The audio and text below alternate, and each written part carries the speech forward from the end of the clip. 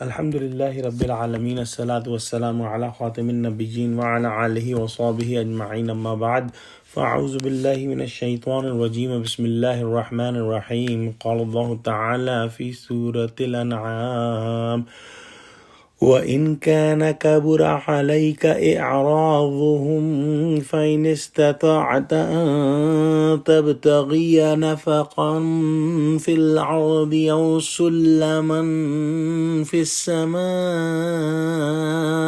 فَتَأْتِيَهُمْ بِآيَةٍ وَلَوْ شَاءَ اللَّهُ لَجَمَعَهُمْ عَلَى الْهُدَى فَلَا تَكُونَنَّ مِنَ الْجَاهِلِينَ۔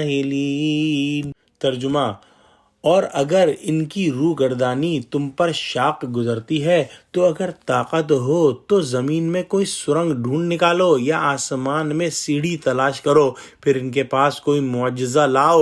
اگر خدا چاہتا تو سب کو ہدایت پر جمع کر دیتا، پس تم ہرگز نادانوں میں نہ ہونا۔ حضرت محمد صلی اللہ علیہ وآلہ وسلم کو اس بات کی بہت زیادہ حرص تھی کہ میری قوم اسلام قبول کر لے۔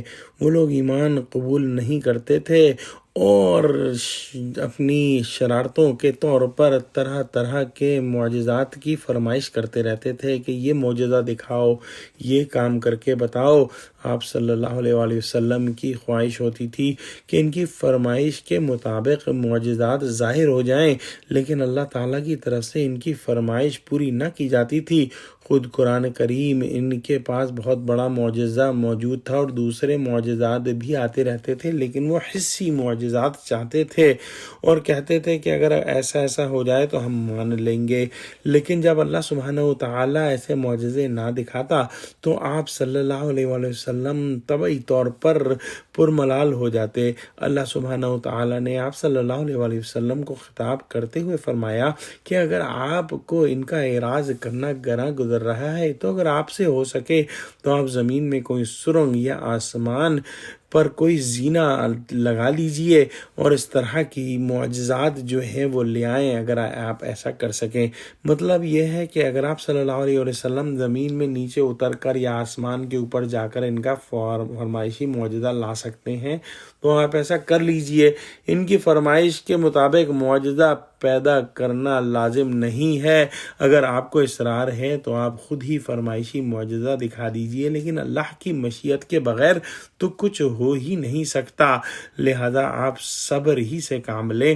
اور تکوینی طور پر سب کو مسلمان ہونا بھی نہیں ہے، اس لیے اس فکر میں پڑنے کی ضرورت نہیں کہ سب مسلمان ہو جائیں۔ اللہ سبحانہ و تعالیٰ فرماتے ہیں کہ ہمارا فیصلہ تو اٹل ہے کہ ہم کوئی ایسا حسی معجزہ نہیں دکھائیں گے، آپ لے آئیں جہاں سے لا سکتے ہیں۔ غور کیجئے کہ کس انداز میں حضور صلی اللہ علیہ وآلہ وسلم سے گفتگو ہو رہی ہے، اور اگر اللہ سبحانہ وتعالیٰ چاہتا تو آن واحد میں سب کو صاحب ایمان اور نیک بنا دیتا۔ اس کے لیے تو ایسا کرنا کچھ مشکل نہیں ہے، تو آپ جذبات سے مغلوب ہونے والوں میں سے نہ بنیں۔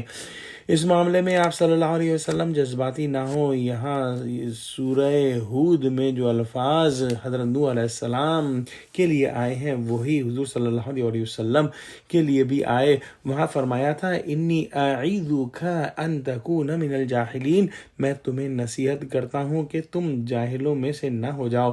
ذرا غور کریں، اللہ کا وہ بندہ حضرت نوح علیہ السلام جس نے 950 برس اللہ تعالیٰ کی چاکری کی اور اللہ کے دین کی دعوت پھیلائی، اس کی محنت مشقت اور ہر طرح کی مشکلات اس نے اٹھائی، لیکن اللہ کی شان بہت بلند ہے، بہت بلند ہے، بہت بلند ہے۔ ظاہر ہے اگر سب انسانوں کو ہدایت پر لانا مقصود ہوتا تو اللہ سبحانہ وتعالیٰ کے لیے یہ کام آنے واحد میں ممکن ہے کہ سب کو نیک بنا دیں، ایسا نیک جیسا حضرت ابوبکر صدیق ہیں، اور اگر سب کو بگاڑنا چاہے تو آنے واحد میں سب کے سب ابلیس بن جائیں، مگر اصل مقصود تو امتحان اور آزمائش ہے۔ لہذا جو حق کا طالب ہوگا اور جو حق پر چلنا چاہے گا، حق صرف اسی کو ملے گا۔ دعا کرتے ہیں کہ اللہ سبحانہ وتعالی ہم کو قرآن کا فہم عطا فرما، آمین۔ وآخر دعوانا الحمد للہ رب العالمین۔ السلام علیکم ورحمۃ اللہ وبرکاتہ۔